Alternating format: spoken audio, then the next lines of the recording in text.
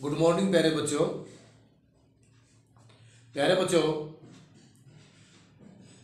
आज हम प्रशिक्षण की विधियों के अंतर्गत गरमाने के मुख्य सिद्धांतों पर चर्चा करेंगे। कल मैंने आपको बताया था कि गरमाना क्या है।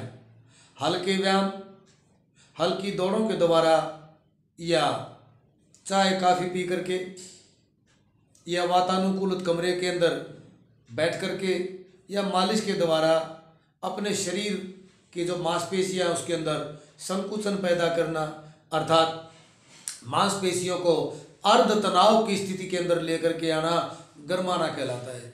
प्यारे बच्चों, अब गरमाने के मुख्य सिद्धांत ये तो आपको पता चल गया कि गरमाना क्या है।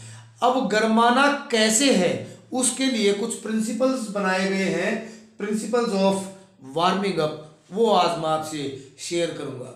प्यारे बच्चों, जितना खेल से पहले जितना हमारे शरीर को गरमाना आवश्यक है, उसी प्रकार से हमारे लिए यह भी आवश्यक है कि हम शरीर को गरमाने के लिए किन बातों का विशेष ध्यान रखेंगे। आज मैं इसके ऊपर चर्चा करने के लिए आपके सम्मुख आया हूं।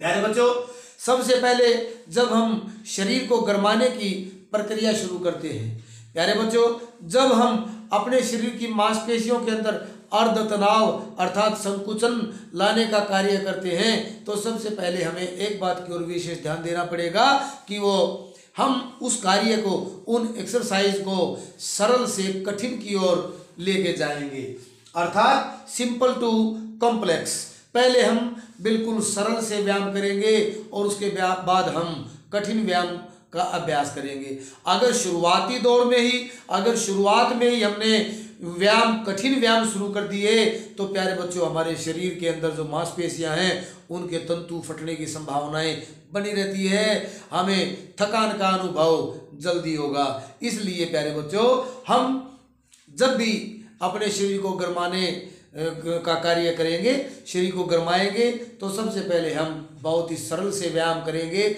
उसके बाद कठिन, उसके बाद और कठिन, उसके बाद और कठिन, ये प्रोसेस हमें करना है।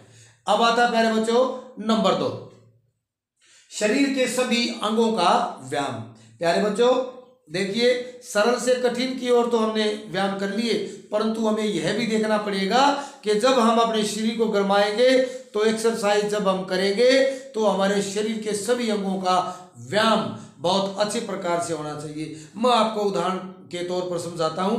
मान लिया कोई गोला फेंकने वाला एथलीट है, तो उसको न केवल हाथों का, क्योंकि गोला जो फेंका जाता है वो हाथों से थ्रो किया जाता है, उसको केवल उस जो एथलीट है उस एथलीट को केवल हाथों के व्यायाम ही नहीं अपितु पूरे शरीर के पूरे अंगों के व्यायाम उसको करने चाहिए, जिससे उसके शरीर की मांसपेशियों में खिंचाव ना आए, झटका लगने का खतरा नहीं रहता है। इसलिए प्यारे बच्चों, जब भी हम शरीर को गरमाएंगे, जब हम शरीर को गरमाने के लिए व्यायाम एक्सरसाइज हम करेंगे, तो हमें क्या करना है, शरीर के सभी अंगों के व्यायाम हमें करने हैं। नंबर 3 प्यारे बच्चों आता है खिंचाव तथा ढीले व्यायामों का शामिल करना।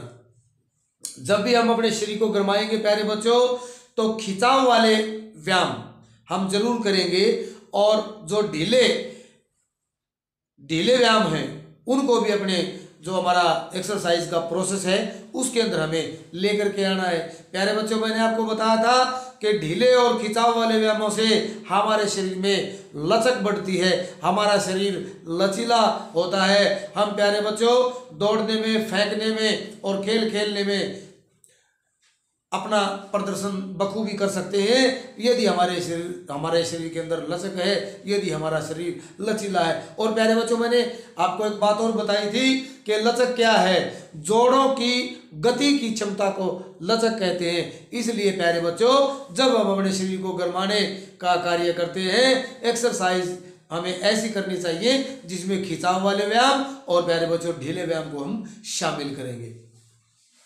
नंबर 4 आता है प्यारे बच्चों शरीर के तापमान में वृद्धि करना।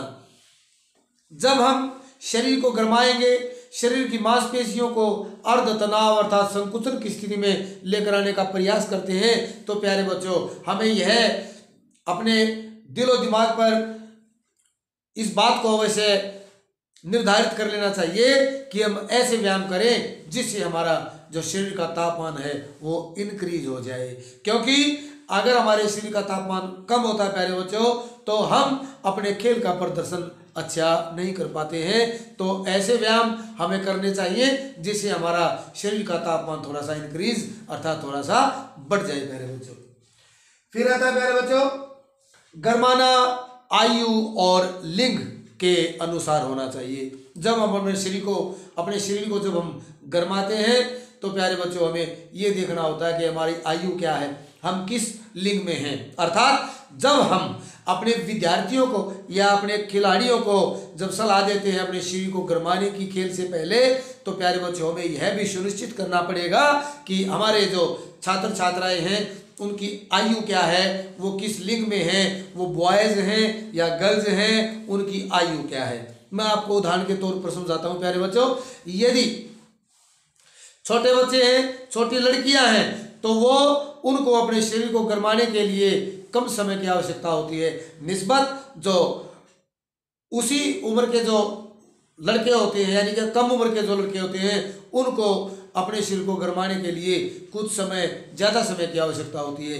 इसी प्रकार से वयस्क जो लड़कियां हैं उनको शरीर गरमाने के लिए कम समय की आवश्यकता होती है, और उसी प्रकार से जो वयस्क लड़के हैं उनको अपने शरीर को गरमाने के लिए अधिक समय की आवश्यकता होती है। इसलिए प्यारे बच्चों जब भी हम गरमाने का शेड्यूल बनाते हैं, जब भी हम गरमाने की जो सारणी बनाते हैं, उसके अंदर हमें ये अवश्य सुनिश्चित करना पड़ेगा कि हमारे विद्यार्थी या हमारे खिलाड़ी किस आयु के हैं, किस लिंग के हैं। लड़के लड़कियों का समय गरमाने का अलग है, उसमें भी जो लड़कियां छोटी हैं उनका समय अलग है, जो लड़के छोटे हैं उनका समय अलग है। इस बात का हमें विशेष ध्यान रखने की जरूरत होती है प्यारे बच्चों। नंबर 6 आता है प्यारे बच्चों, खेलों से संबंधित गतियां शामिल होनी चाहिए। जब प्यारे बच्चों हम अपने शरीर को गरमाते हैं तो जो खेल के कौशल होते हैं, मान लिया हम कबड्डी के मैदान में हम खेलना चाहते हैं, तो प्यारे बच्चों हमें किस प्रकार से चैन बना के चलना है, किस प्रकार से हमें टो टच करना है, किस प्रकार से हमें कैच करना है, किस प्रकार से हमें रेड करनी है, तो प्यारे बच्चों उसका हमें अभ्यास अवश्य करना चाहिए।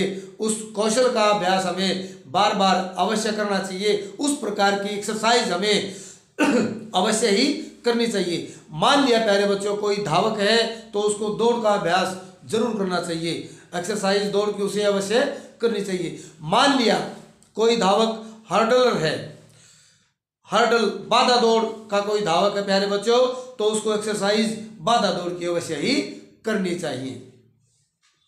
अब आता है नंबर 7, गरमाना उचित समय पर करना चाहिए। प्यारे बच्चों सभी जो आपने 6 बातें पहले जो सुनी है, जो देखी है, जो समझी है, उसके अलावा एक विशेष बात और है कि जब हम गरमाने का शेड्यूल एक्सरसाइज जब हम करते हैं प्यारे बच्चों निश्चित समय पर ही करनी चाहिए। खेल से ना तो बहुत ज़्यादा पहले और खेल खेलने से ना बहुत ज़्यादा उस समय में नज़दीक। अगर हम ऐसा करेंगे हमें थकावट का अनुभव हो जाएगा और हम अपनी परफॉर्मेंस अच्छी नहीं दे पाएंगे। प्यारे बच्चों ये था गरमाने के सिद्धांत। अगले लेसन में आपसे फिर मुलाकात होगी। धन्यवाद, थैंक यू।